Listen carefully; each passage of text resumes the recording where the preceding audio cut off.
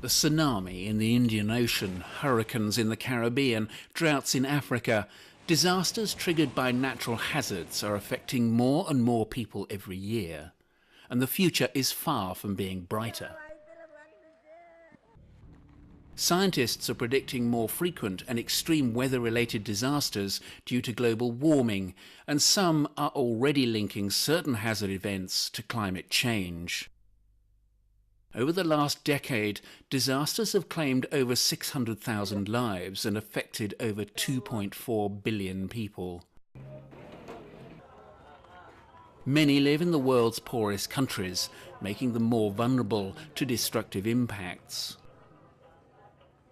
For the millions made homeless, countless more lose livelihoods, having to start shattered lives literally from scratch.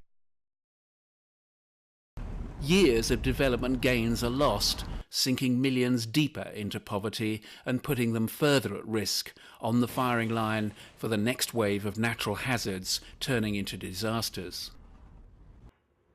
But some disasters are not as natural as they seem. Environmental degradation makes the impacts much worse.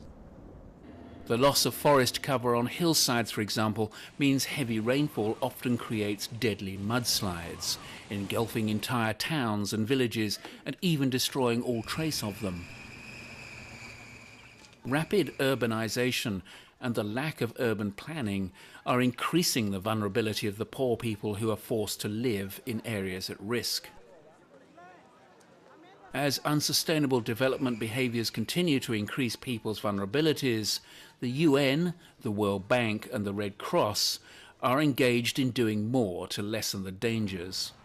Better land use planning, widespread early warning systems and safer building are efficient solutions that can revert the current trend. But the critical idea is to create sufficient awareness to produce a global culture of prevention, where everybody knows how to live their lives, reducing risks and prepared for the worst.